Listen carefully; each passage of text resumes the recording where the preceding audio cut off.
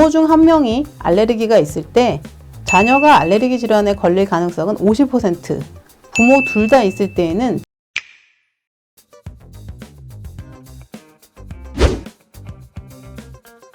반갑습니다. 내과 전문의 이송주입니다. 환경의 변화와 생활 습관의 변화에 따라 알레르기 비염과 결막염, 아토피 피부염, 천식 등 알레르기 질환이 점차 늘고 있습니다.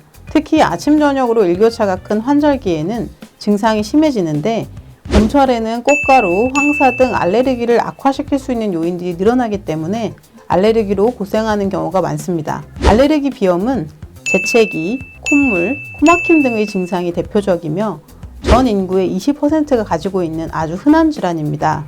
가족력이 높아 알레르기 비염 환자의 약 40%는 3촌 이내의 가까운 가족 중 알레르기 질환이 있습니다.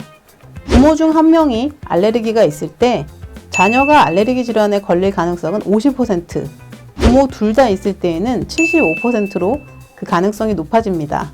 아토피 피부염, 천식, 알레르기는 어린 나이부터 순차적으로 발병하기 때문에 이러한 일련의 발병을 알레르기 행진이라고 합니다. 정확한 알레르기 유발 원인을 알아보기 위해 특이 이뮤노글로불린 E 확인을 위한 알레르기 검사를 받아야 합니다. 보통 계절에 관계없이 증상이 나타나는 경우 진먼지 진드기나 반려동물 털, 계절에 따라 증상이 나타나는 경우 꽃가루, 곰팡이 등이 원인일 수 있습니다. 알레르기 비염의 첫 번째이자 가장 중요한 치료는 원인 물질에 대한 접촉을 피하는 것이기 때문에 원인을 확인하는 것이 중요합니다. 침구류에 주로 번식하는 진먼지 진드기가 원인일 경우 청소를 철저히 하고 이불 등 침구류를 삶거나 세탁 후 햇빛에 오랫동안 말리는 등 세탁에 주의해야 합니다. 먼지가 쉽게 끼는 침대, 베개 등에 지퍼가 달린 커버를 사용하고 커버를 삶아서 관리하도록 합니다. 최근에는 진먼지 진드기 제거용 진공 청소기나 진드기 살충제 등이 상용화되어 있어 이를 이용하는 것이 좋습니다. 꽃가루가 원인인 경우 안경이나 마스크를 착용하는 것도 방법이겠습니다. 일교차가 큰 환절기에는 외출 후 손을 깨끗이 씻고 체온 유지에 각별히 유의해야 합니다. 알레르기 질환은 식습관 등 생활습관 조절이 중요하지만 증상이 심할 때에는 약제 복용이 병용되어야 합니다.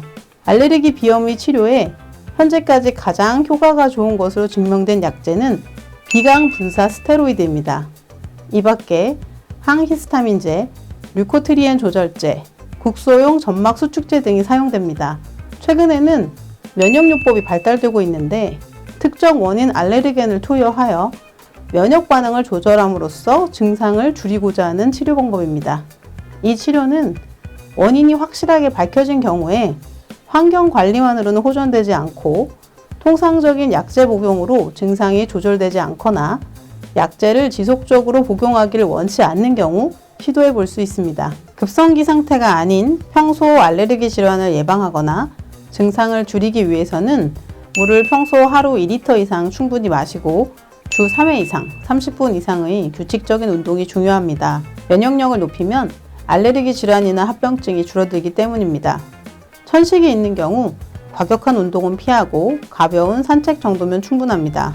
담배를 피우는 분들은 반드시 금연해야 하며 술을 즐기시는 분들은 한 달에 한두 번, 한 번 마시는 음주량은 한 병 미만으로 절주해야 합니다. 결국 알레르기 질환은 장 건강과 밀접한 연관이 있기 때문에 유산균을 꾸준히 복용하는 것이 도움됩니다. 고칼로리 식단을 하고 있다면 탄수화물, 지방의 섭취를 줄이고 신선한 야채나 해조류의 섭취를 늘리는 것이 도움됩니다. 특히 요즘 생활의 편리를 위해 배달 음식 등을 선호하는데 그런 음식들은 합성 조미료가 많거나 고칼로리 음식인 경우가 많기 때문에 이를 자제하는 것이 필요합니다. 이상의 생활습관 변화로 만물이 소생하는 봄을 건강하게 보내시기 바랍니다. 건강한 대한민국 파이팅! 지금까지 내과 전문의 이송주였습니다. 감사합니다.